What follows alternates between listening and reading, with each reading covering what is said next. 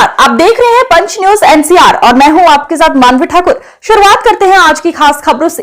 जाता है कि माननीय प्रधानमंत्री जी ने कल ही यह घोषणा की थी कि 1 वर्ष तक श्री सोमनाथ मंदिर के विध्वंस के 1000 वर्ष पूर्ण होने के बाद जो उसके गौरव की पुनर्प्रतिष्ठा हुई थी, उसके उत्सव के रूप में इसे मनाया जाएगा। यहां पर विषय मात्र एक मंदिर नहीं है, यहां पर विषय श्री नरेंद्र मोदी जी मात्र एक प्रधानमंत्री नहीं है, और यहां पर विषय तमाम विरोधी दलों के द्वारा किया जा रहा व्यक्तिगत विरोध नहीं है। यहां पर विषय यह है कि भारत का स्वरूप और भारत की पहचान और विकसित होने के बाद भारत की पहचान क्या होगी। इस संदर्भ में मैंने आज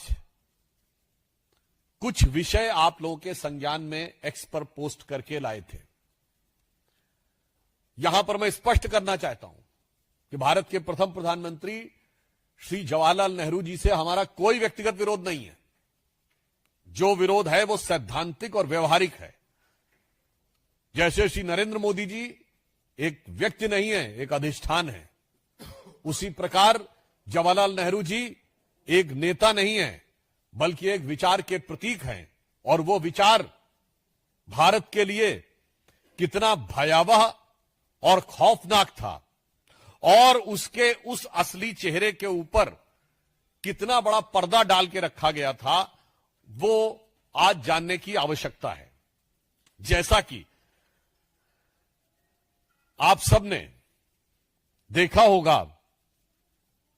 कि बहुत ही दुखद बात है कि अप्रैल 1951 में जवाहरलाल नेहरू जी पाकिस्तान के तत्कालीन प्रधानमंत्री को पत्र लिखते हैं, और उल्लेखनीय बात यह भी है कि लियाकत अली जो पाकिस्तान के फर्स्ट प्राइम मिनिस्टर बने, यह अंतरिम सरकार में यानी 1946 2 सितंबर को जब नेहरू जी प्रधानमंत्री बने थे तो उनके वित्त मंत्री थे और बजट उन्होंने प्रस्तुत किया था अंतरिम सरकार का। और इस बात का उल्लेख प्रणब मुखर्जी जी ने अपनी 2009-10 की बजट स्पीच में भी किया है। उनके लिए लिखते हैं माई डियर नवाबजादे, यानी वो डियर भी हैं और नवाबजादे भी हैं।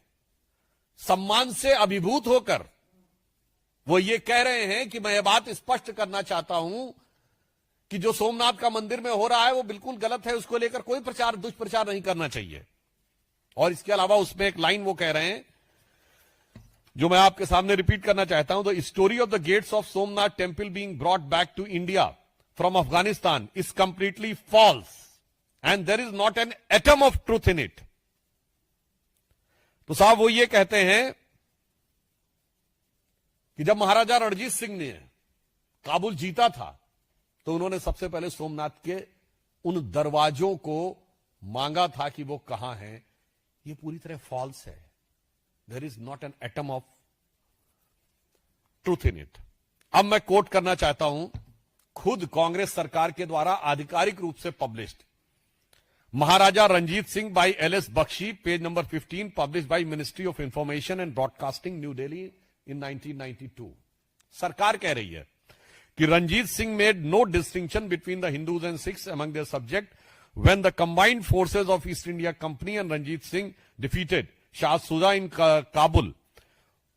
आगे ध्यान दीजिएगा, जब उन्होंने काबुल को कैप्चर किया, one of the term inserted by Ranjit Singh ji in the treaty that followed was the doors of Somnath temple plundered by Mahmud Ghazni should be returned to India। अब महाराजा रणजीत सिंह सही हैं या पंडित जवाहरलाल नेहरू जो लियाकत अली की खिदमत में उनकी मिजाज पुरसी में लगे हुए हैं, वो सच बोल रहे हैं, या भारत सरकार के द्वारा 1992 में इंफॉर्मेशन ब्रॉडकास्टिंग मिनिस्ट्री के द्वारा पब्लिश्ड बात सत्य है। यहां पर विषय ये नहीं है। यहां विषय ये है उसकी आज की प्रासंगिकता क्या है, यह भी आपको समझने की आवश्यकता है। फिर जो दूसरा उल्लेख है, आपने देखा होगा उसमें के.एम. पणिक्कर जो उस समय कम्युनिस्ट चाइना में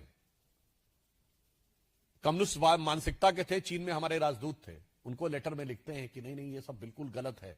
अगर आप में से किसी ने जाकर किताबों में पढ़ा हो कि पणिक्कर ने जो लेटर नेहरू जी को लिखा था, उसमें यह भाव था कि भाई चेयरमैन माओ को कैसा लगेगा ये पता लग के, गजब है साहब, धर्म को अफीम मानने वाले माओवादियों के प्रति क्या अनुराग है और मुस्लिम लीग के प्रति कितना नजदीकी और अजीज मिजाज है, और हिंदू मान बिंदुओं के ऊपर गिरती हुई गाज है। और यह मानसिकता आज भी यथावत है। जो प्रियंका गांधी जी ने कहा था ना कि एक बार जो कहना है कह लो भाई, बार बार क्यों कहते हो। तो मजे की बात यह है, खानदान तो लगातार है, हमसे कहते बार बार क्यों है। तो वहां बताना चाहता हूं, जो मानसिकता उस समय थी वही मानसिकता आज दिख रही है।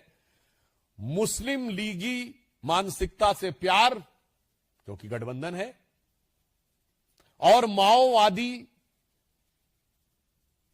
चीन की कम्युनिस्ट पार्टी से करार, और सनातन हिंदू धर्म पर भीषण प्रहार। जो तब था वही अब है, जो तब हो रहा था वही आज हो रहा है। इसलिए इसकी प्रासंगिकता और मानसिकता बहुत गंभीर है।